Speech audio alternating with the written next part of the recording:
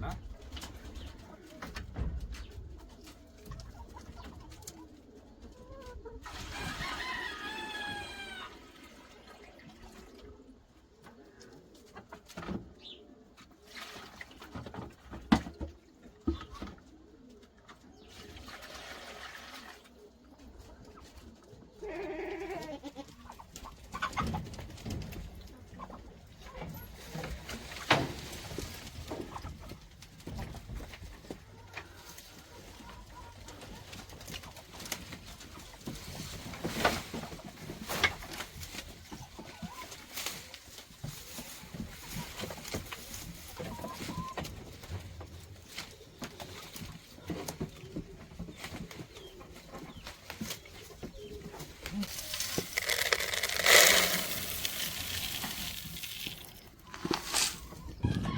Hai na, Miță.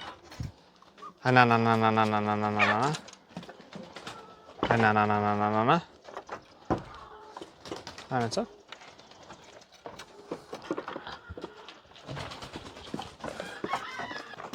Una dintre altele ocupații ale mele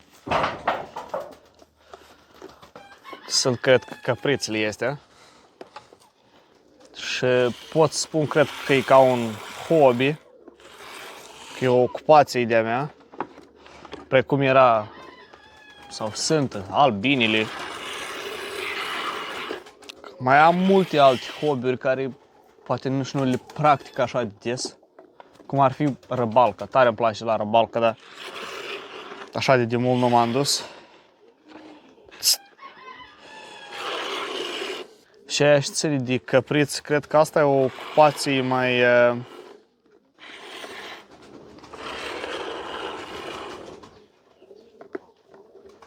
mai zi de zi, care te hrănești. Probabil în fiecare zi primești o satisfacție sufletească.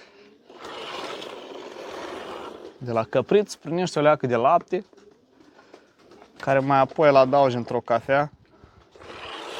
Mai faci și o plășintă bună.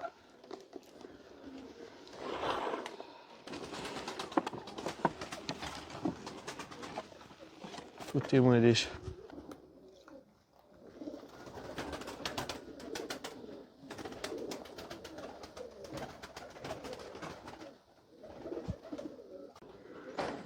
Bravo, Mița. Hai, gata. Hai. Franțusca. Hai tu, Franțusca.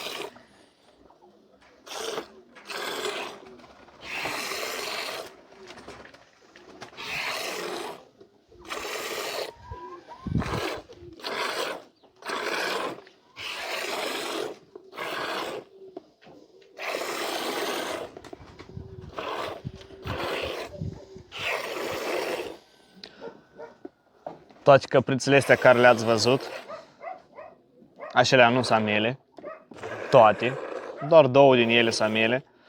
Restul au venit la cununii, căsătorii, cum ai putea să-i spun. Au venit la țapul respectiv.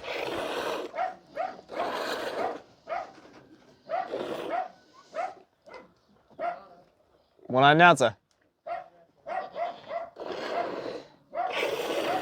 Mulți poate vă întrebați când priviți videourile mele, dar și eu, Lucian, atâta ne arăți hului, căpri, alghini, hobby-uri, și vrem noi să știm de ce-ți place, nu-ți place, nu ne pasă. Eu nu fac videourile astea în primul rând pentru voi sau pentru cineva sau pentru hype sau pentru nu știu ce. Eu fac videourile astea pentru mine. Asta cred că e o plăcere și o satisfacție de-a mea. Și când eram mai tânăr, când trăiam în state, da, îmi plăcea să fac și atunci videouri, îmi plăcea să fac poze interesante. Aveam și atunci alte ocupații mai tinerești și mai... Dar o trec cu timpul și acum aș vrea cuiva să-i arăt, poate așa baica meu, așa. Dar timpul a trecut.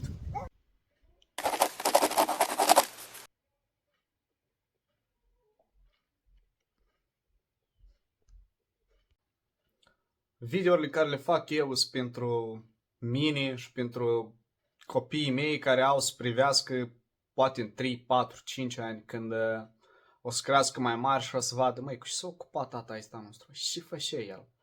Știți, noi des ne plac istorioarele celor care sunt mai în vârstă, ne plac și des nu ne putem imagina cum era armata și ea care așa de interesant sună din istorioarele lor. Cum era timpul pescăriei aici la noi, timpul dealurilor și poamei, din cauza că ei n-aveau o imagine să ne redea nouă.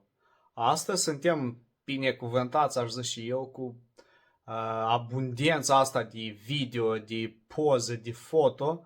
Și dacă vă uitați, mulți din noi nu mai fac poze și le pun în album ca să le arăt copiilor. Pozăm, schimbăm telefonul, se pierde pozele, se pierde tot și nu se mai este redată, dar imaginea este folosită foarte ghini în redarea istorioarei. Ei te ajută ca să spui o istorioară oarecare.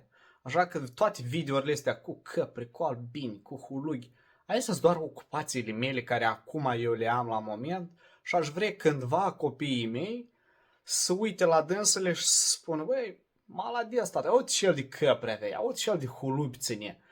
Și prin asta încurajăm și pe alții să nu stea acasă doar în telefon și în TikTok, dar să mai gândească, băi, că este un animal și putem să avem grijă. Că știți foarte bine, cartea și veche și dreaptă ne învață să avem grijă unul de altul. Și cum poți să ai grijă de niște oameni dacă tu n-ai niște găinuși acasă care să ai grijă de ei, sau niște animale care să-ți arăți grija față dânsele și să te înveți să ai grijă de dânsele. Adică te înveți având grijă, nu te înveți de pe internet privind videouri, nu știu de care, cum să ai grijă de ceva. Adică, da, teoria o iei poate și de pe internet, poate și de la părinți, poate și de la bunei, dar experiența doar o primești singur făcând lucru acasă. Vă spunem despre grija și cum poți să ai grijă. Vreau să vă arăt căprița respectivă care a venit la noi azi dimineață. Și din câte știu eu, căprița a fost la 2 ciobani deja. Și veniți să vă uitați la unghiile ei, la copitele ei chiar acum. Și să vedeți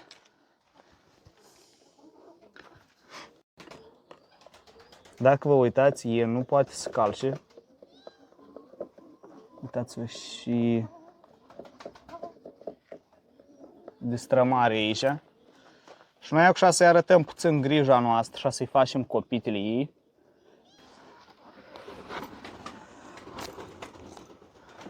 Uite și aici. Tămanișe frică să-i... Că nu știm și poate să fie aici, adică poate să-i coptură, poate să-i o cheatră, poate să-i orice. Asta cred că sunt cele mai urâte unghii care eu le-am văzut. Și eu nu scăprar de mult. Hai, gata, gata, stai.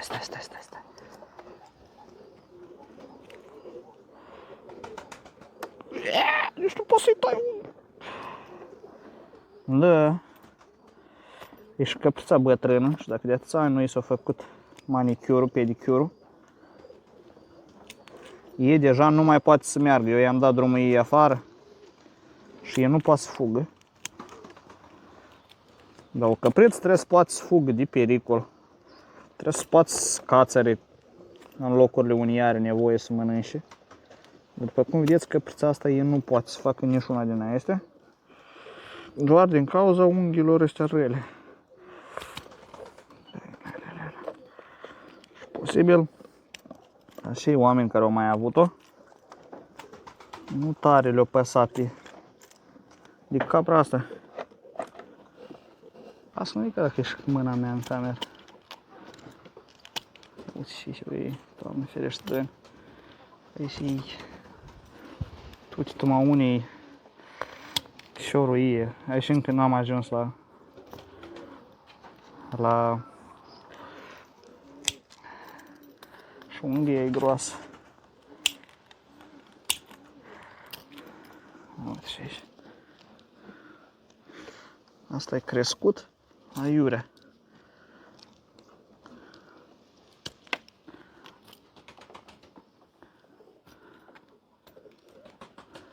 Asta se numește.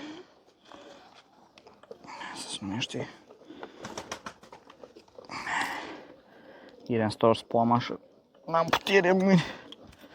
Știu că te doare, fata, știu.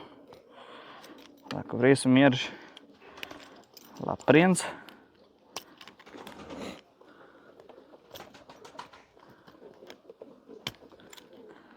trebuie să te aducem în ordine.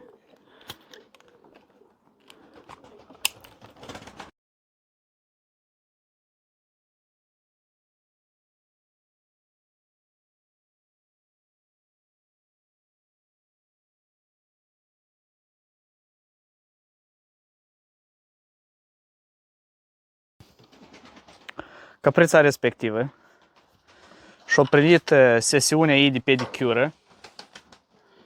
Acum o șpetăneam frumos. Desigur, unghiile ei, după unghiile care le-ați văzut, ele nu pot fi ca la o ieduță de un an. Dar ea să-i mai crească și să trebuiască de mai făcut iar din nou, până copita ei să așeze la o călcătură mai normală. Așa că când vorbim despre grijă, cred că e foarte important să ai grijă nu numai cât lapte îți dă și cum să o hrănești și numai decât să fii venit, că dacă n-ai venit de la dânsa trebuie să o tai. După cum vedeți, căprița asta e deși slabă. Poate ieși mănâncă multe grăunțe, cine știe cum stăpânul ei o hrănește acasă, na, paște, nu paște, dar ei, o căpriță, ele iubesc cele mai înalte frunze, copaci, așa că dacă ei are picioarele rele, el nu poate sui sus, să urci și să mănânci. De asta poate ieși așa de slabă. Până aici și a fost despre grija care o putem să o avem cu căprițele sau de căpriță sau de orice alt animal care îl aveți în gospodăria dumneavoastră. Video ăsta e așa mai de gândit, așa mai profund, aș spune eu. Gândiți-vă gine la lucrurile care se pot de făcut chiar la noi acasă, ne ducându-ne nicăieri. Sănătate la toți!